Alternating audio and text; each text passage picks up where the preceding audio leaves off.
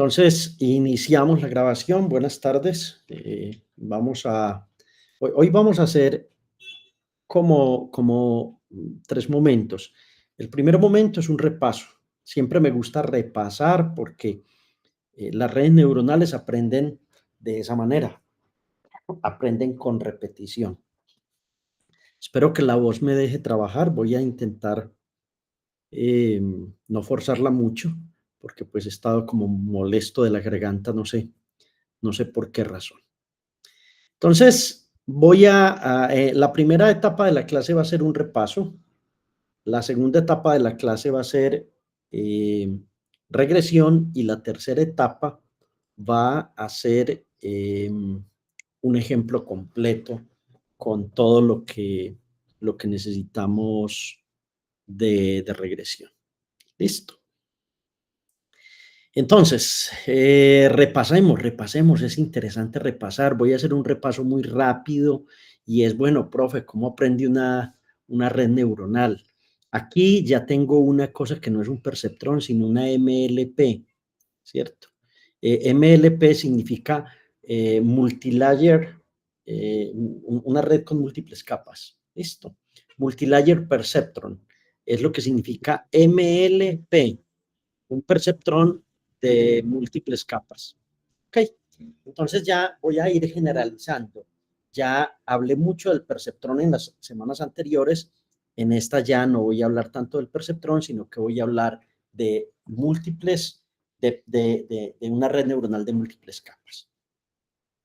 Múltiples capas significa tener muchas capas ocultas, significa tener una capa de entrada. Aquí hay una cosa importantísima que voy a dibujar y es la siguiente, y le voy a hacer la pregunta a alguno de ustedes. Aquí estoy poniendo estas rayitas,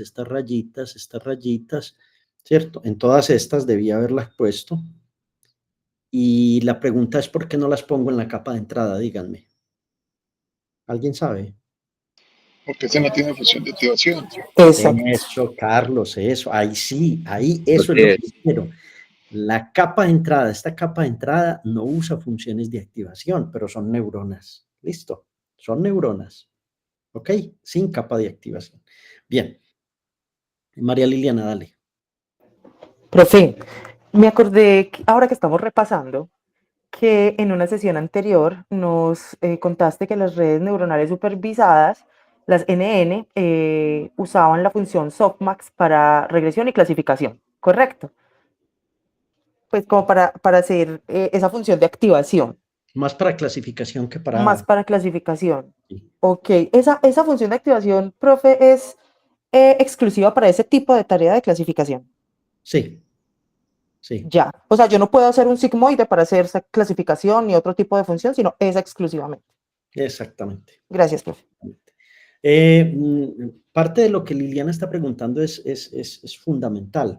Casi que cuando uno empieza a entrar en los detalles de las redes neuronales, y por eso vuelvo y lo repito, empieza uno a decir, bueno, la caja de herramientas que tiene. Entonces resulta que si el problema es de regresión, la caja de herramientas le dice a usted, utilice ReLUs, Liquid ReLUs, utilice ELU, etc. No, el problema es de clasificación. Entonces utilice softmax, ¿cierto? No, el problema es de clasificación múltiple. O sea, son múltiples características. Entonces utilice binary cross entropy como función de pérdida y utilice softmax en las últimas neuronas. Entonces la cajita de herramientas le va diciendo a uno qué es lo que debe utilizar en cada parte y ahí es donde uno se va volviendo un especialista, ¿sí? A medida que va entrando en este mundo se va dando cuenta que no todo sirve para todo. ¿Listo? Bien. Este problema, si ustedes lo ven aquí, esta red neuronal, como la ven aquí, tiene Y sub K salidas.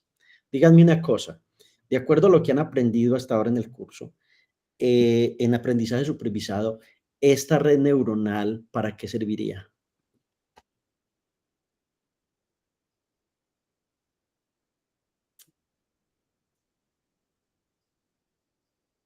¿Alguna idea?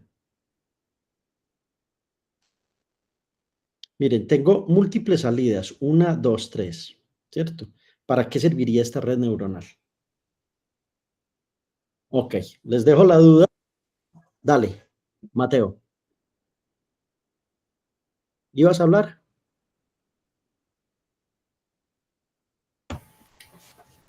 Bueno, Profe, para clasificar. claro, claro, claro, una clasificación de múltiples clases, es decir, no solo 0, 1, sino múltiples elementos. Tengo un perro, un gato, una vaca, un elefante, una gallina y un carro. Y entonces aquí, en esta capa, tendría que utilizar una función muy específica porque es para un problema de clasificación. ¿Estamos? Alejandro, dale. Profe, y para hacer regresión, no sé, No, como una regresión múltiple o algo así. no, no, no, no. En regresión siempre tienes una neurona a la salida. Ok, ¿Listo? Siempre. Bien, Profe, solo una, en regresión. solo Seguro. una, Ah, ok, gracias. solo una. Solo una y usa la función identidad. Listo. Ok, sigamos. Entonces, este repaso lo hice la clase pasada, no lo voy a volver a hacer. Ya esto vinimos y cómo es que aprende. Entonces dijimos que teníamos los parámetros, ajustábamos los parámetros, hacía esto. Yo no voy a entrar en detalle de esto. Dijimos que este es un problema de optimización en física, en matemáticas. Listo.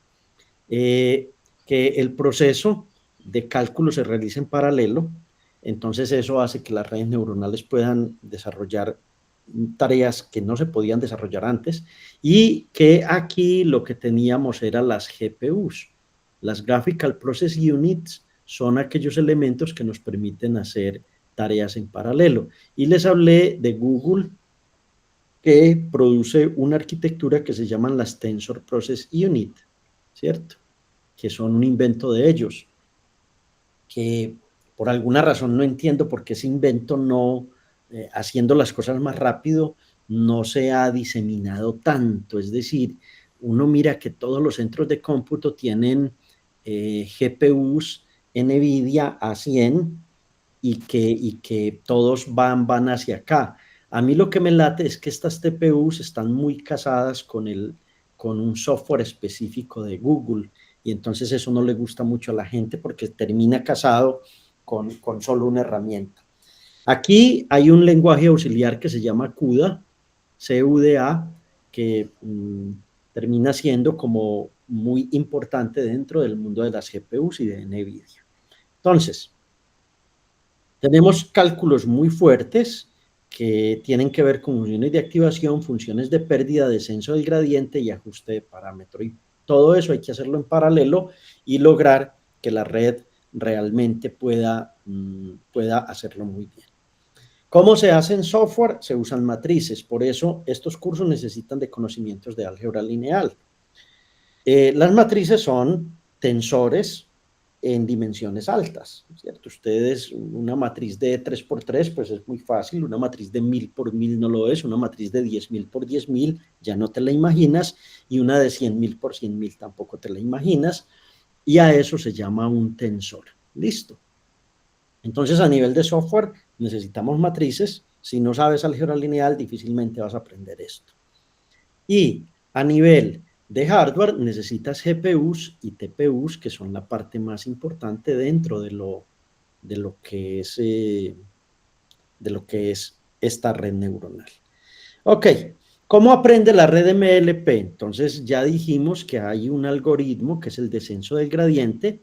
Él echa cantaleta, él va corrigiendo a cada uno y va aplicando sumas ponderadas y funciones de activación en el forward, pero en el backward va haciendo la parte más complicada.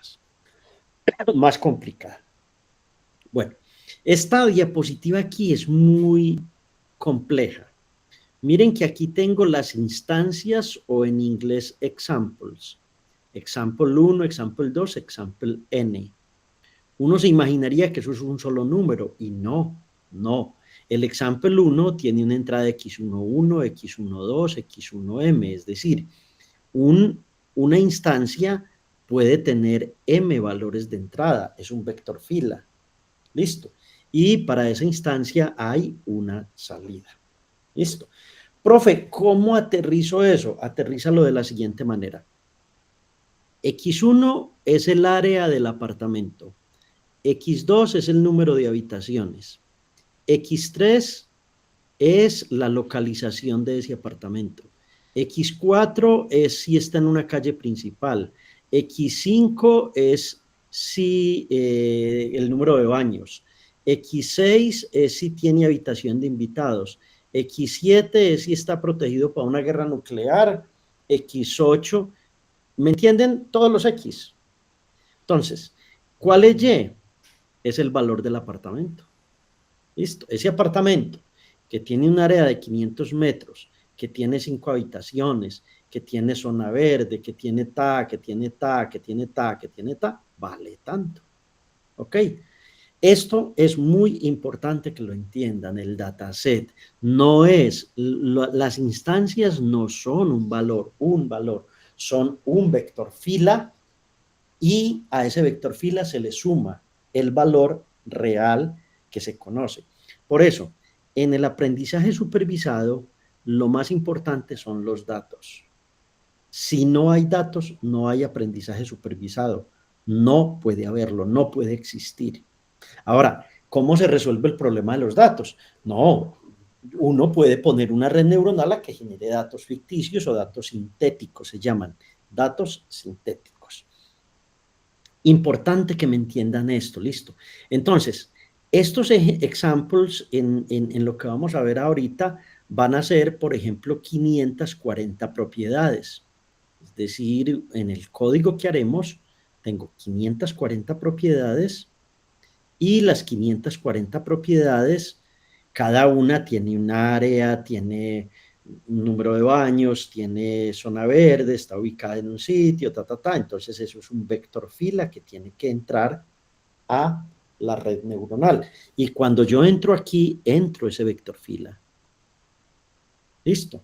¿Cómo lo puedo entrar? Todo de una, por lotes, de manera aleatoria, lo puedo entrar de múltiples formas. Espero que me entiendan muy bien esto, que las características, features, vienen a ser esos X1, X2, XM, y cuando hay valores por aquí que no tengo que hacer una media, tengo que llenarlos, tengo que buscar cómo completarlos, entonces a eso se llama la ingeniería de características, a poder normalizar ese conjunto o ese dataset. Listo. María Liliana, dale. Profe, entonces cuando hablas de eso, estás hablando de imputaciones, por ejemplo, de imputar, por ejemplo, uno que otro valor faltante, pero no con cualquier cosa, sino con información como media, una mediana o una moda, no sé, de acuerdo al tipo de feature que tengamos. Eso Excelente. por un lado. Y esta parte de esos Y estimados es como un vector de Y estimados al final, ¿cierto? No, Esos estos no son Y1, estimados, Y2. Liliana. No, No, esos rojitos, profe. estos Ese es, rojitos, ajá, siempre que veas Y con el gorrito, es el estimado. Siempre que sí. veas Y sin el gorrito, es porque con el dataset de las 540 propiedades, yo tengo el valor real que Ah, sí, tiene esa propiedad. Este es el ya. valor real de esa casa. ¿Ok? Sí, sí, señor, gracias. Bien, y lo que dices en la primera parte es excelente, así se hace. Se calcula la media, se calcula la mediana, se calcula algunos valores se ponen en ceros, otros valores decimos, bueno, este apartamento no tengo el precio, pero más o menos puedo promediar, entonces hago todo ese tipo de cosas en el dataset. Bien, muy bien esa intervención. Sigamos con esto. Esta parte es buena. Profe, y entonces los valores de entrenamiento, que son el 80% del conjunto, ¿cómo se organizan? Mire, aquí tiene usted el vector fila con todo esto. Listo. Esta matriz es de orden n por m, o sea, pertenece a los reales y tiene este orden. El orden de las matrices ahí en inteligencia artificial es importantísimo. Sin eso no logramos hacer esto. Y es un vector columna. Y es de un orden n por 1. Listo. Y el valor estimado, que va a ser el valor que, si se activaron las neuronas, lo que ella está aprendiendo, va a ser también de n por 1 y van a ser justo los valores estimados. Entonces aquí esto empieza a pegarse un poquito una complicada brava, porque ya cualquiera no puede aprender esto, porque entonces entras en el mundo de las matrices, entras en el mundo de los tensores, se necesita cierta especialidad para hacerlo, hay que hacer el descenso del gradiente, el descenso se complica, en fin. Yo no sé si esta diapositiva se las he mostrado a ustedes, pero quiero explicarla muy bien explicada. Creo que no se las he mostrado. Y si la estoy repitiendo, ustedes me aprenderán más. Voy a hacer una pequeña cuentecilla. Tengo 1, 2, 3, 4, 5 neuronas en la capa oculta número 1. Y tengo una matriz, o sea, una entrada que son solo X1, X2 y X3. En la capa oculta número 2 tengo 1, 2, 3, 4 neuronas. Y a la salida tengo 1, 2 neuronas. ¿Este problema aparece de qué tipo? En aprendizaje supervisado. Clasificación. Clasificación, listo. Ojo con eso, que uno ya empieza a ver esto y empieza a ver cómo funciona. Entonces miren cómo funciona esto. Capa, entrada a capa oculta 1. Entonces los pesos que tengo son 3 y voy a 5 neuronas, entonces tengo 15 parámetros. Los sesgos, tengo sesgos sesgos en cada neurona, entonces tengo 5 sesgos. De la capa oculta 1 a la capa oculta 2 voy a tener pesos 5 por 4, 20, es decir, es una red neuronal completamente conectada, fully connected se llama en inglés, o completamente conectada. Aquí tengo 4 neuronas, entonces tengo 4 sesgos. Listo. Los pesos van a ser 4 por 2 igual 8. ¿Por qué 4 por 2 igual 8? Porque voy de la capa oculta a la capa de salida. Tengo 4 pesos, este es 1, este es 2, este es, bueno, tengo 8 conexiones ahí porque son 4 por 2. Y los sesgos tengo 1 por 2 porque esta neurona tiene un sesgo y esta neurona tiene otro sesgo. Lo que significa que el total de parámetros de un problema de estos es de 54. Listo. Tengo que arrancar con 54 parámetros de manera aleatoria. Listo. Y los tengo que ir ajustando a medida que entrene. De acuerdo a la función de pérdida que elija, tengo que calcular el descenso del gradiente como les mostré la semana pasada. GPT-3 se calculaba como 1.75 por 10 a la 11 parámetros. Listo. GPT-4 se calcula como 1.75 por 10 a la 12 parámetros. Listo. El cerebro humano, yo les mostré que tiene 10 a la 14 sinapsis, ¿sí? Y el número de Avogadro es 6.02 por 10 a la 23. En el momento en que estas redes se vuelvan eficientes energéticamente y manejen un número de datos como el del número de Avogadro, pues lo que vamos a tener en el universo es que cualquier conversación, cualquier dato que haya existido a lo largo de estos 3.000 años que llevamos escribiendo o hablando, o 4.000, van a poder estar en una red neuronal y lo que vamos a tener es una superinteligencia. Pero ya les previne, ya les dije, ¿cuál es el gran problema de las redes neuronales comparadas con el cerebro? El consumo energético. ¿Cómo? La energía. El gasto energético. Nosotros usamos 20 vatios. Entrenar una red es un asunto de muchos megavatios. ¿Ok? Profe, Dale. eso tiene que ver con lo que dicen de, pues ahora que estaban sacando esas imágenes, ese muñequito, y decían que ChatGPT se gastaba mucha agua para generar esas imágenes. ¿Tiene que ver con esto de la energía? Sí, claro.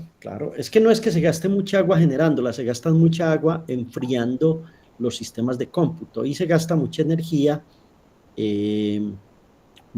haciendo esos cálculos. Claro, todo el mundo haciendo muñequitos al estilo japonés, que pues copian esa buena película que se llama La Garza, El Niño y la Garza. Eso obviamente para la red neuronal es costosísimo. Hoy leí un informe donde el gasto de aquí al 2030 jóvenes en centros de cómputo de todas las compañías, eso va a ser exorbitante, miles de millones de dólares invertidos en eso. Porque obviamente conocemos cómo funciona y decimos, qué carajos, pues la energía la podemos generar con energía nuclear, ¿cierto? Se puede generar de otras maneras, hidráulica, nuclear, térmica, etcétera. Y una civilización como la nuestra es una civilización que si no hacemos un daño grande y logramos superar el problema de una tercera guerra mundial, nosotros podríamos pasar a ser una civilización de tipo 2, donde podemos empezar a aprovechar demasiado la energía del sol, ¿cierto? Una civilización de ese estilo. Nosotros todavía somos una civilización tipo 1, dependemos mucho de los combustibles fósiles. Para mí el problema de la energía es un problema, claro, costoso, complejo. Hoy vieron España 10 horas sin energía, eso fue una cosa horrorosa, no saben qué pasó. Ellos tienen 5 plantas nucleares. Y bueno, tuvieron una red integrada que no saben qué pasó, pero gente se quedó dentro de los ascensores, ha ocurrido de todo un poco en España y en Portugal. Y claramente el problema de la energía es un problema central de la civilización, es un problema central, ¿cierto? Y es un problema que hay que resolver. El lío es, esto gasta mucha energía, sí, ¿de dónde la sacamos? Tenemos medios de dónde sacarla. No significa que vamos a contaminar el planeta, no significa que lo vamos a calentar pues en exceso tampoco. Hay muchas formas de resolver el problema, listo. Pero sí es un problema claro. Cuando tú dices hacer una imagen, me estoy gastando la energía que se necesita en una casa durante un día, eso pues éticamente como que molesta, pero de todas maneras la satisfacción que da verte en el muñequito ese, me imagino que te compensa o compensa el asunto, ¿sí? Entonces, Flor, sí, tienes toda la razón, Flor, es eso, ¿sí? Profe, Dale, Liliana. otra diferencia también sería lo del paralelismo masivo del que hablabas en algún momento, ¿cierto? Que todavía somos muy diferentes en ese sentido cuando hablabas de esas neuronas como distribuidas simultáneamente en una red, algo así, Claro, ¿no? es que el cerebro nuestro es una máquina paralela maravillosa. Nosotros con las redes neuronales artificiales no hemos logrado eso, ¿cierto? Es decir, usted acabó de comer, de tomarse un café y su cerebro sigue atendiendo ese problema, sigue obteniendo energía, el cerebro suyo sigue en su proceso digestivo, sigue en su proceso de atención, las hormonas siguen trabajando, su pituitaria sigue produciendo la cantidad de hormonas, aquella esto, el cerebro sigue haciendo todo eso y nos mantiene vivos, ¿cierto? Y aparte de eso, me escuchan a mí. Y aparte de eso, saben que tienen que atender otros problemas. Y aparte de eso está el inconsciente que está por allá dándoles vuelta de que tienen una dificultad, de que esto, de que mi hijo, mi hija, mi amigo, mi esposa, mi novia, y el cerebro sigue haciendo tareas en paralelo muy fuertes, ¿cierto? Eso, María Liliana, tú tienes toda la razón. Es decir, ese paralelismo no lo hemos logrado. lo soñamos con la computación cuántica, ¿ok? Sí, señor. Bien. Entonces, bueno, sigo con las matrices. Esto va a ser muy de matrices en esta primera parte hasta que nos vamos al Pomodoro, que faltan 2 minutos. Entonces esto es un problema de álgebra lineal. Tengo la matriz de datos que voy a entrenar, el 80%. Tengo la matriz de pesos. Esta es n por m, esta es m por k1. Tengo el vector fila con los sesgos. Y empiezo a tener en la capa oculta, esta es la capa oculta y esta es otra parte de la capa oculta cuando tengo esto aquí. Entonces esto se va volviendo un mar de parámetros complicados que hay lenguajes específicos para poder manejar ese conjunto de parámetros complicados.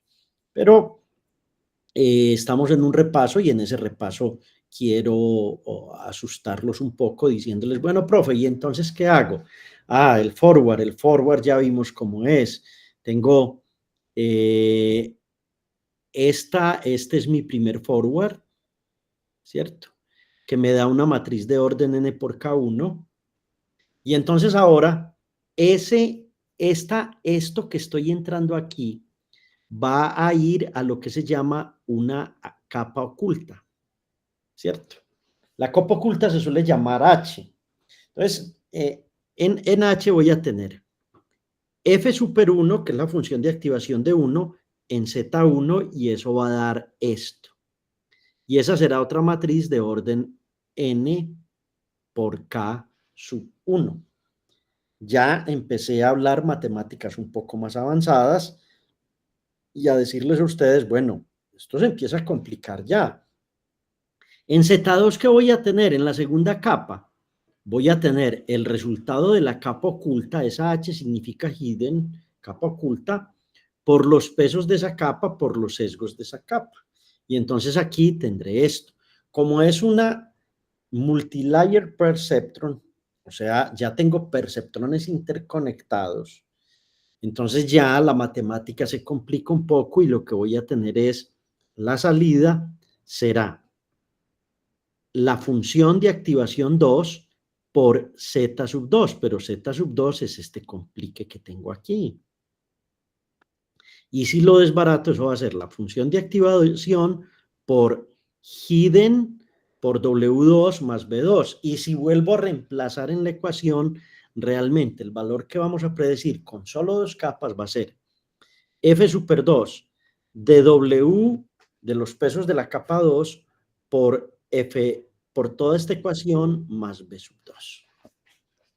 Y lo que me tienen que entender aquí, en esta diapositiva, es que el número de parámetros va aumentando, el número de operaciones va aumentando y ya empiezan las capas ocultas a aparecer aquí. ¿Ok? Y empiezan a aparecer ecuaciones mucho más complejas para poder desarrollar ese forward. Ahora, este está sencillo. Vamos a ir al difícil. ¿Cuál es el difícil? Porque ya construimos el perceptrón, ahora vamos a construir multi-layer perceptron. Entonces vamos a la propagación. Solo lo voy a explicar con este par de capas. dl de W sub 2, ¿cierto? Que es este de aquí. Este es W sub 2. Entonces voy a empezar, miren cómo lo hago. El descenso del gradiente empieza acá, viene acá, y vamos a hacer esta primera parte. dl de W sub 2 va a ser, por regla de la cadena, dl de y estimado, de y estimado de Z2, de Z2 de W2. Y dl de B super 2 va a ser dl de y estimado de Z2, de Z super 2 de B2. Pero, profe, y entonces dl de W1, ¿cómo calculo el siguiente? Entonces, el siguiente, tengo que hacer esto.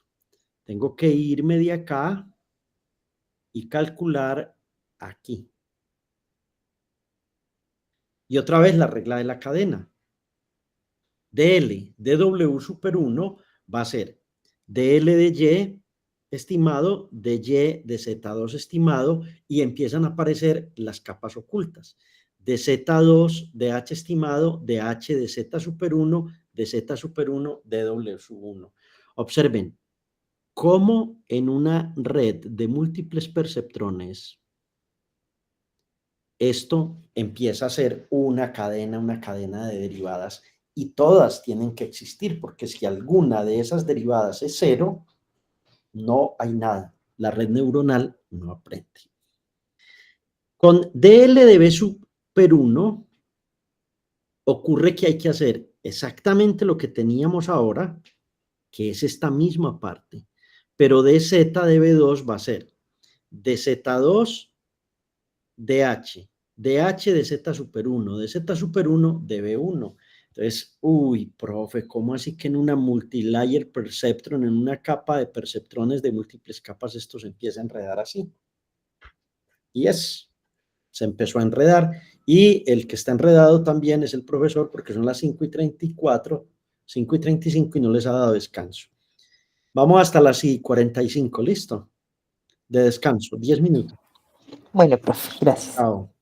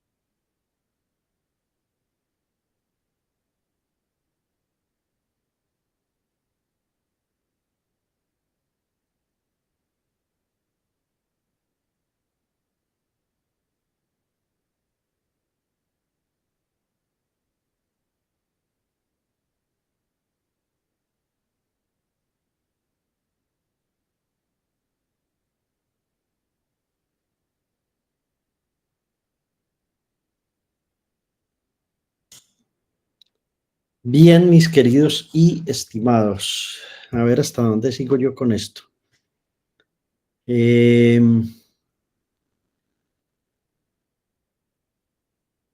Entonces, ahora miremos cómo es que se actualizan los parámetros. Primero hay una actualización a esta parte. Aquí. Se tienen que actualizar estos. Y luego se tienen que actualizar todos estos. ¿Listo?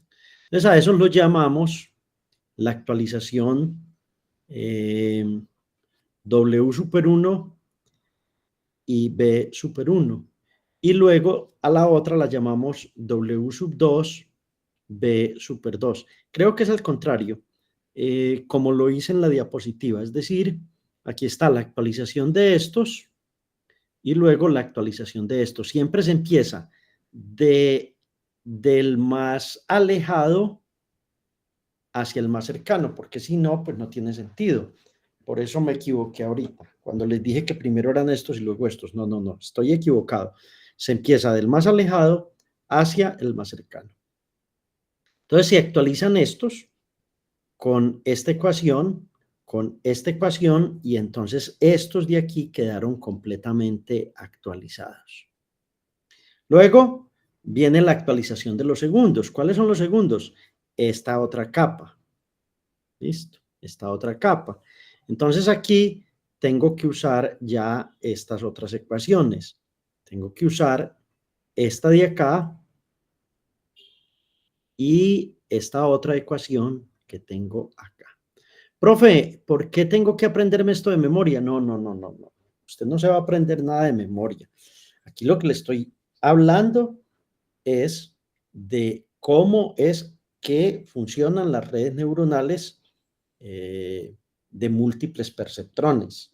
Y le estoy diciendo, porque ya le enseñé en la base del perceptrón, le estoy enseñando, bueno, cuando ya tienes 10, 20, 30 o K perceptrones, cómo es que se hacen los cálculos. Esto no hay necesidad de uno aprendérselo, esto es simplemente importante para uno comprender cómo es el funcionamiento de todo este mundo de redes como tal. Hay gente que hace inteligencia artificial y no sabe de esto, pero lo que hace es por ensayo y error y entonces eso no es bueno porque no puede optimizar un proceso fácilmente.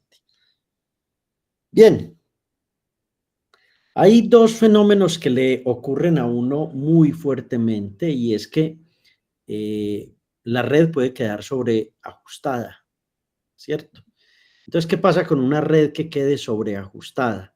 Es decir, utilicé muchas más épocas de las que necesitaba y la red llegó aquí a una pérdida por entrenamiento, aprendió de memoria, yo ya les había dicho esto, y entonces comienza un proceso de sobreajuste. ¿Dónde empieza el proceso de sobreajuste? Por aquí, por aquí, por aquí. Entonces ya la red se sabe los datos de memoria. Cuando le metes nuevos datos, la red empieza a comportarse muy extrañamente. Y eso se llama una red que tiene un sobreajuste. Cuando uno hace la gráfica de la función de pérdida L contra el número de épocas, entonces aquí, cuando no hay sobreajuste, la pérdida por entrenamiento es esta y uno puede medir la pérdida por validación. Eso es un concepto nuevo en esta clase. Profe, ¿cómo así que puedo medir la pérdida por validación? Claro, tú dividiste el conjunto en dos partes. 80% en entrenamiento y 20% lo vas a usar como test o validación. Entonces uno coge este 80%, lo entra a la red neuronal, entra todos esos datos en paralelo y uno encuentra la gráfica de color amarillo. Listo. ¿Qué debe ocurrir? Cuando entremos los que la red no conoce, como la red quedó muy bien entrenada, la red quedó, como dicen ustedes, mela, esa palabra, melo, quedó eso melo. Entonces, el 20% se comporta igual, es decir, la función de pérdida hace justo esto. Entonces la red aprendió. Pero cuando ocurre un sobreajuste, pasa esto. Claro, la red memorizó, no aprendió. Y eso ocurre como con los humanos, cuando uno memoriza, pero no aprende. Entonces uno memoriza escribir mamá y le dice la profesora, escriba memo, y ahí quedó uno, diría un amigo mío, fregado, porque no hay forma de resolver esa parte. ¿Aprendiste de memoria? No aprendiste. Realmente no aprendiste, memorizaste.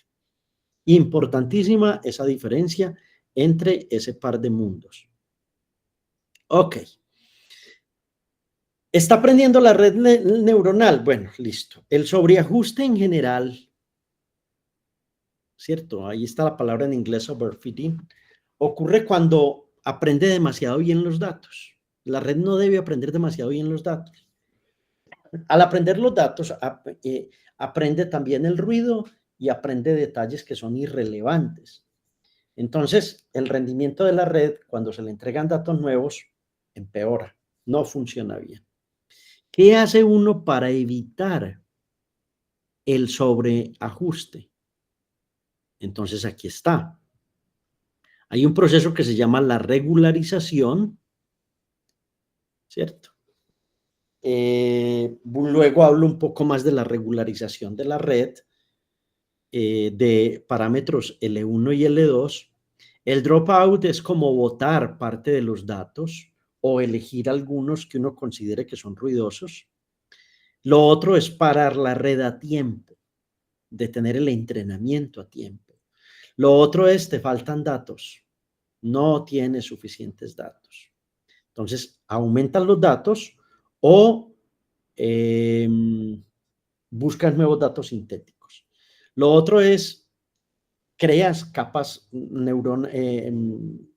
multilayer perceptron que sean más simples, menos capas o neuronas. No necesariamente por tener más capas la red aprende más.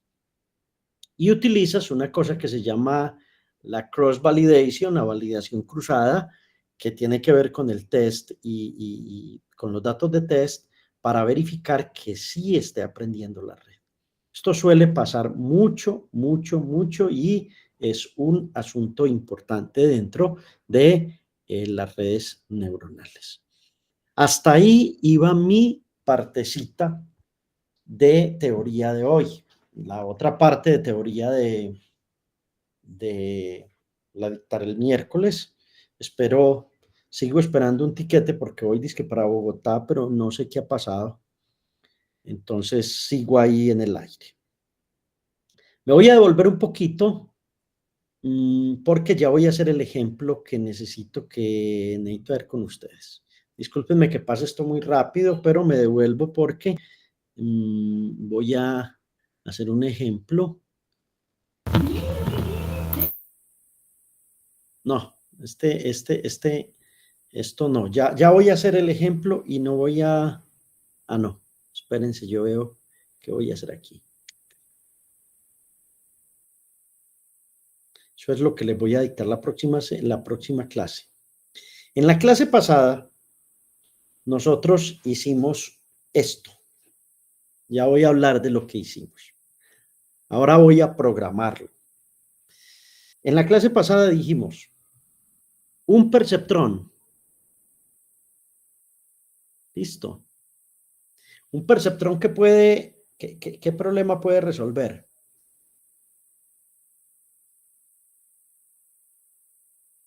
Regresión. ¿Cómo? Carlos. Hablemos de este perceptrón. Este perceptrón tiene como función de salida la función identidad. Como función de pérdida, la MSE, y esos van a ser los casos que vamos a programar enseguida. Entonces, este perceptrón, ¿qué hace? Problema de regresión. Regresión. Regresión lineal, listo. Lineal. Vamos a hacer regresión lineal. En la clase pasada calculamos o dijimos que L valía esto. Dijimos que el descenso del gradiente implicaba hacer esto. Y yo les dije, o les enseñé que las derivadas que habría que reemplazar ahí son estas dos, ¿cierto? Aquí aparece un 2 sobre n, el valor estimado menos el valor real por el x de entrenamiento, y aparece un 2 sobre n, el estimado menos el real. Ese fue el cálculo de la clase pasada. Entonces ahora vamos a programar ese cálculo. Por favor, todos abran un notebook que se llama Regresiones Ejemplos y está en su ¿qué? Está en el Classroom, donde dice código. ¿Listo? Entonces ahora lo que vamos a hacer es ejemplos. Profe, ¿cómo programo eso? Pues eso está muy bonito, pero nada que programamos. No se puede. No se puede. Entonces en el Classroom van a cargar La de regresiones lineales, profe. dice regresiones ejemplos, la raya ejemplos. Muy bien, sí, profe. Cárguenlo en su Google Colab, por favor. Aquí hay muchos ejemplos y voy a ir hablando del más sencillito hacia el más complicado. Lo que quiero es irles poniendo un problema interesante. Bien. Problema número 1. Vamos a hacer esto que es como muy... Ustedes dirán, uy, profe, pero eso que le enseña a uno, eso sí le enseña a uno. Van a ver el problema. Voy a generar una semilla con un conjunto de datos. Listo. ¿Cómo voy a generar esa semilla? Con una ecuación muy simple. Creo que es y igual 5x más algo. Ya les muestro la ecuación. Y a esa semilla le voy a poner unos datos de ruido. Es decir, tengo una recta y a esa recta le voy a poner datos ruidosos. Listo. Entonces, ¿qué es lo que voy a intentar hacer? Voy a enseñarle, voy a entrenar una red neuronal, un perceptrón simple, para que él sea capaz de saber cuál es la recta que más se aproxima a esos datos. Listo. Y que cuando le dé datos nuevos, él sea capaz de ¿cómo les digo? De predecir futuros valores. Eso es lo que quiero hacer. Listo. Entonces, la ecuación que vamos a usar es esta ecuación. ¿Dónde la tengo aquí? 5x más 10. O sea, vean, les muestro. Voy a crecer un poco más esto. De pronto no lo están viendo, no sé. Listo. ¿Qué voy a hacer? Voy a generar una semilla para esta recta. Listo, esta recta. Listo. O sea que voy a generar una cantidad de puntos Y, aquí, dados por 5x más 10, y los valores aleatorios van a ser np.random.randn 101 por 0.1. ¿Cierto? Escribí esa función de esa manera porque me daba la gana. Entonces, ¿qué hace este ejemplo? Este ejemplo llega ahí. Empecemos con esto. Empecemos con esto porque hay que entenderlo bien. Vamos a definir una clase que se llama la clase de una neurona. Esto es una clasecita. Listo. Single neuron. Entonces a esa clase le vamos a dar unos valores. Vamos a decir, o va a tener, este self siempre va en las clases, ¿cierto? Para que se pueda instanciar. Tiene un tamaño de entrada, tiene un tamaño de salida, tiene un learning rate que yo puedo modificar cuando lo instancie. Y tengo una semillita de 42 valores. Entonces voy a definir esta neurona como np.random.seed y aquí, al usar el self, puedo hacer lo siguiente. Puedo decir, bueno, venga, pesos, sesgos y learning rate los defino con estos tres parámetros. Listo. Luego defino, dentro de esa clase, single neuron, voy a definir una función de pérdida que la llamo MSE-loss. Listo. Pregunta, ¿por qué estoy usando MSE?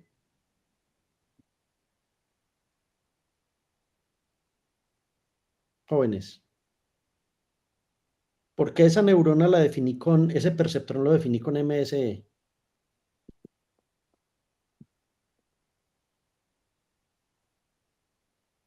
Sean bonitos. Porque estamos usando una regresión. Eso, Marcela, es eso, no más. Sí, es una regresión. Estamos haciendo regresiones y las regresiones siempre tienen de función de pérdida MSE. Listo, luego nos preocuparemos por otras, pero por ahora una regresión. Bueno, definimos el proceso de forward. Ya ustedes saben qué es el proceso de forward, ¿cierto que sí? Ya se los expliqué. Entonces, profe, esto es papita para el loro. Esto está fácil, está fácil. No está difícil el asunto. Ya usted nos contó qué es esto, profe. Ahora hagámoslo en un poco de usando software. Profe, ¿y esto qué es? Claro, ya también saben qué es. ¿Sí o no? Nos hemos demorado 5 clases explicando muy bien qué es eso. Díganme, ¿quién no entiende eso? O sea, hagan el símil con, ¿y eso por qué se hace así? ¿Por qué está definido así? ¿Sí o no?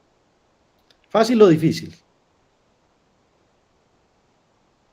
¿Sí? Observen, por ejemplo, que aquí está DL de y esta es la bendita función, la derivada que hicimos la clase pasada, ¿cierto? ¿Se acuerdan? Y sabéis que ese es n. Esto es 2 por y estimado menos y. Y aquí empiezo a hacer dl de w, dl de b, y empiezo a hacer la actualización de pesos con self.w y self.db. Esto, si a mí me preguntan, profe, ¿qué es eso? ¿Usted qué respondería? ¿La implementación de qué? Descenso del gradiente. Eso es el gradiente. Exacto, ya eso ya somos capaces de entender esto. Listo. Definimos el entrenamiento de la red, ¿cierto? Entonces el entrenamiento va a tener los elementos de la red, va a tener los valores, el 80%, tenemos los valores aquí, tenemos el número de épocas, nada nuevo bajo el sol. Aquí definimos un for, no es una cosa óptima esto que yo estoy haciendo aquí, es buena, pero con lenguajes como PyTorch, Keras o TensorFlow se hace en 3 líneas de código. Aquí lo estamos haciendo porque estamos aprendiendo un poco cómo es que se hace este asunto. Bueno, vamos a hacer una generación de datos. Ay, perdón, me fui por allá a otro lado, que es la parte larga de esta clase. Generamos los datos y definimos unas funciones para imprimir la pérdida contra el número de épocas. Y bueno, hacemos toda esa otra parte. Yo creo que ustedes pueden mirar ese código ahí y no van a tener problema. Ejecuten por favor el código ustedes y miren si la función de pérdida va bajando o no va bajando.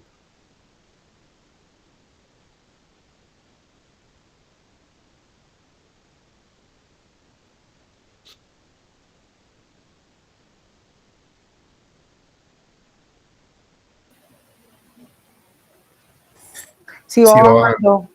Exactamente, eso es una maravilla. Observen cómo la función de pérdida empieza por aquí en unos valores muy altos, 34.6869, empieza a actualizarse, empieza a actualizarse, empieza a actualizarse, y de pronto va llegando a 1, luego va llegando así hasta que encuentra un valor mínimo por acá, que aquí está gráfica. Pregunta para ustedes, ¿por qué tengo dos gráficas? Una de entrenamiento y otra de validación. Porque a ese conjunto de datos lo dividimos en dos, uno precisamente para entrenar y otro para hacer el testeo o la validación, en este caso. Exacto, y si no coinciden las gráficas, ¿qué es lo que está pasando? Si las gráficas son muy divergentes, ¿qué es lo que ocurre? No aprendió, profe. La No red no aprendió. aprendió. Tuvimos un sobreajuste, listo. Acuérdense que entonces estas dos gráficas deben ser muy amigas entre ellas, listo. La una se hizo con los valores de test y la otra se hizo con los valores, la una con entrenamiento y la otra con validación. Importante hacer eso. No es solo la gráfica de entrenamiento. Hay que darle los datos de validación y decirle, bueno, venga, aprenda. Aquí hay una gráfica, un par de gráficas muy bonitas. El resultado del modelo final, es decir, cuáles son los datos reales, cuál fue la predicción y cuál es la línea teórica real que teníamos. En este caso, la red neuronal efectivamente aprendió, y aquí pues tengo la predicción del modelo. Observen que está un poco por debajo de la línea teórica, es decir, la red neuronal nunca aprendía al 100%. Ellas aprenden en un porcentaje que es el 98, 99, nunca. Si una red neuronal aprendía al 100%, pues eso es único en la vida. Como llama un amigo mío, sería un chepazo, como no sé esa palabra tan extraña del español de dónde viene. Y aquí estarían unos datos que son datos reales que pues que utilizamos para hacer predicción con esa red. Listo. Ahora, sigamos con un ejemplo. Bueno, hay una animación. Esa animación quiero que ustedes la corran. Si tienen problemas para correrla, pregúntenle a ChatGPT o pregúntenle a Grok o pregúntenle a cualquiera de las IAs generativas dónde puede estar el error que ustedes tienen. Listo. ¿Estamos? Entonces, ese código sí lo corren ustedes. Listo. Aquí este código yo lo hice para verificar que las animaciones funcionaran. Lo que pasa es que sí se ve muy lindo en video cuando uno logra que la animación se ejecute, que es lo que yo voy a mostrar en la parte de aquí. Si es esta, ¿no? A ver, yo de dónde estoy.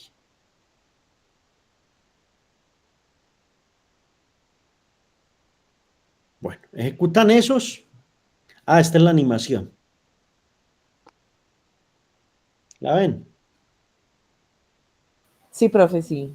Entonces lo que yo quiero que hagan con el ejemplito es que aprendan a correr estas animaciones en Python. Esto es importante, es importante. Bueno, el segundo ejemplo es un ejemplo muy bonito, ¿cierto? Este también lo corren ustedes. Tenemos un conjunto de carros, ¿cierto? Carros. Yo para dibujar carros no soy el mejor, entonces voy a dibujar un carrito. Un carrito. Ese carro me quedó chueco. Entonces el carro tiene un modelo, tiene un tamaño y tiene un peso del motor, y hay un dataset muy sencillo que me muestra ese carro, cuánto CO2 le está mandando a la atmósfera de acuerdo a el volumen, el peso y lo antiguo que sea el carro. Entonces, por ejemplo, vamos a mirar, me volví a pasar de sitio porque esto lo estaba haciendo de otra manera. Bien, no se preocupen que eso no tiene problema. Entonces miren el problema de los carros. El problema de los carros es bonito. Lo que pasa es que hice muchas en un solo notebook como tal. Entonces miren, tengo un Mercedes-Benz. Bueno, tengo un Skoda. Tengo, el modelo es Citigo. El volumen es 1000, el peso es 929 kilogramos y produce 95 partículas o elementos de CO2 para la atmósfera. La idea es coger estos carros.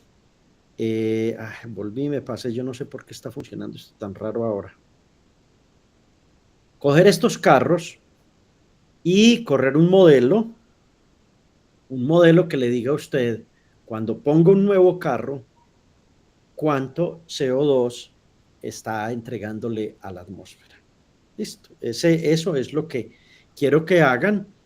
Ejecuten por favor ese código y traten de mirar si ese señor aprendió o no aprendió como tal.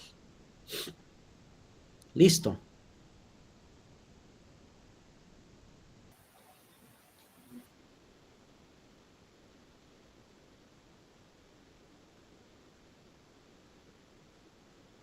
Y traten de mirar si tiene, cómo va la función de pérdida bajando. ¿Listo? Sí, profe.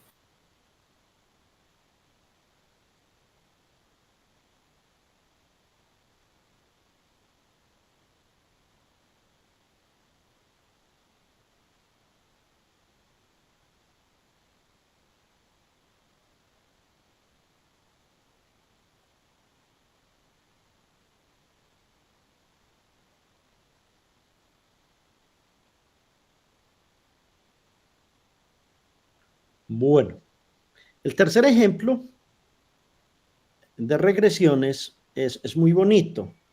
Es un dataset muy simple donde tengo cuántos años de experiencia tiene un trabajador y cuál es el salario. Entonces, lo que le entrego es el dataset. Utilizo justo la misma estructura anterior, no hago mayores cambios. Ustedes ven en los tres ejemplos, el código es prácticamente el mismo, ¿sí? Y corran ese tercer ejemplo, y traten de validar si el modelo sí aprendió o no aprendió. ¿Ok? Él les va a hacer una pregunta, por favor ingresa salario, ingresa tal cosa, como para que ustedes hagan un test de ese señor. Son las 6:15, descansemos hasta las 6:25 y trabajamos otros 15 minutos y creo que por hoy nuestra clase quedaría súper, ¿les parece? Listo, profe. Nos vemos en 10 minutos.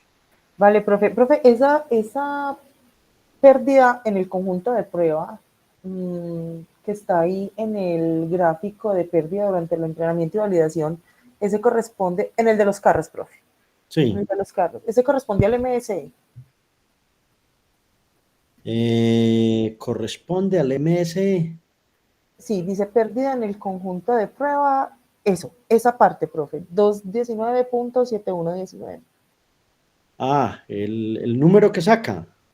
Sí, profe, abajito de la gráfica. Sí, donde sí, dice sí, ajá. ya es este número al que tú te refieres. Sí, señor. Mira el código, la forma de resolver la pregunta más fácil es mirar el código, ¿cierto? Trata de mirar el código, ¿sí? Y ahí te vas a dar cuenta de dónde sale ese número. Ok, ¿Listo? profe, vale. No te lo Voy voy a a mirar. decir para que trates de mirar el código, ¿listo? Bueno, señor, listo. Ok, dale. Seguida hablamos.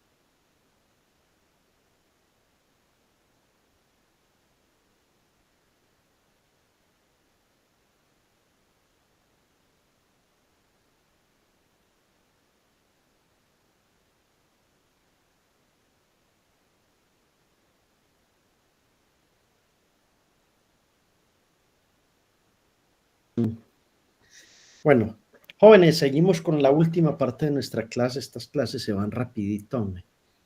Estas clases son como entretenidas. Bien. Pérdida en el conjunto de prueba 219.71, ¿cierto?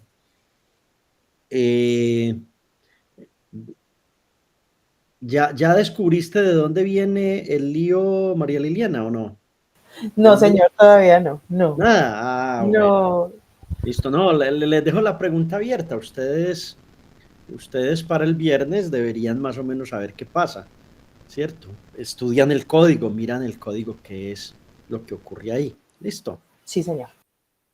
Hágale para que le pongamos un poco de picante al asunto. ¿Dónde estoy yo aquí? Dios mío bendito, no sé dónde estoy. Bueno, el tercer ejemplo que tengo es un ejemplo de empresas de New York, California y Florida. Entonces, esas empresas son empresas que están naciendo. Se gastan una cantidad de dinero en investigación y desarrollo, se gastan una cantidad de dinero en administración, se gastan una cantidad de dinero en marketing, pertenecen a uno de los 3 estados y tienen unas ganancias. La pregunta es, bueno, si llega una empresa y le quiero dar unos valores, ahí ¿invertiría yo en ella o no invertiría? Entonces el dataset es un dataset clásico, tiene unos valores interesantes. Hacemos exactamente lo mismo. Observen que el learning rate lo pusimos de 0.01.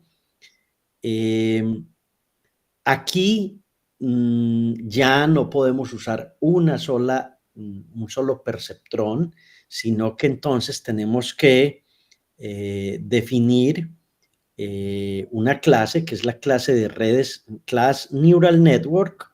En las anteriores, ¿se acuerdan que definíamos? ¿Sí se acuerdan o no? Single network, Eso es, muy bien, María Liliana. En las anteriores siempre definimos una clase que era un solo perceptrón, una sola neurona. Aquí no, aquí ya empezamos a definir una red neuronal. Entonces definimos una red neuronal. Aquí ya voy a tener unos valores de entrada, el tamaño de una capa de entrada, una capa de salida y una learning rate. Aquí lo que se pueden imaginar es una red muy sencillita con solo una capa de entrada. Bien. Observen que empiezo a usar una función que se llama ReLU. ReLU es la maestra, la más usada en ese tipo de capas que tengo ahí. Acuérdense que ReLU hace una cosa que es muy sencillita, ustedes pueden mirarla, pero ya entienden de qué les estoy hablando, ya entienden este lenguaje, que es lo que uno tiene que empezar a comprender cuando está en un curso de estos, ¿cierto? ¿Se acuerdan de la ReLU llega y hace una cosa como esta. Ella viene por aquí, viene por aquí, viene por aquí, y cuando llega aquí, ¡pah! Listo. Y se acuerdan que les enseñé una que es la Leaky ReLU, que como que empieza por aquí. Y así sucesivamente fuimos haciendo unas más suaves hasta que hicimos una ELU que hacía como una cosa como esta, ¿cierto? Variaciones de esa función.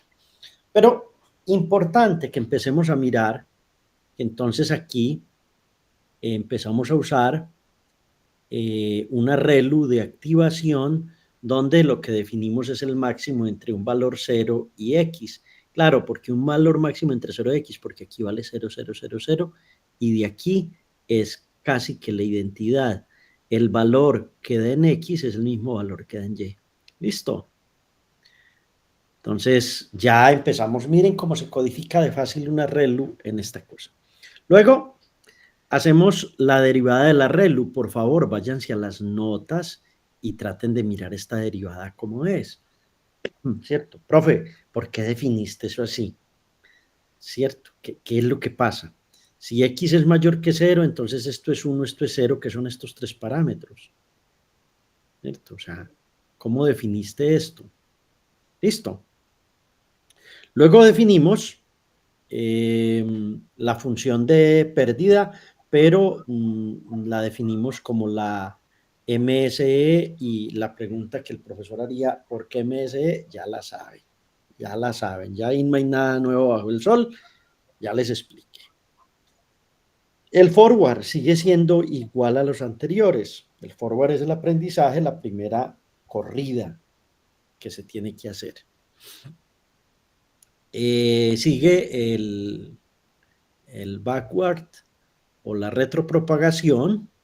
Aquí ya es más larga. Ah, profe, ¿por qué es más larga? Por eso era que necesitaba explicarles las diapositivas del inicio de la clase.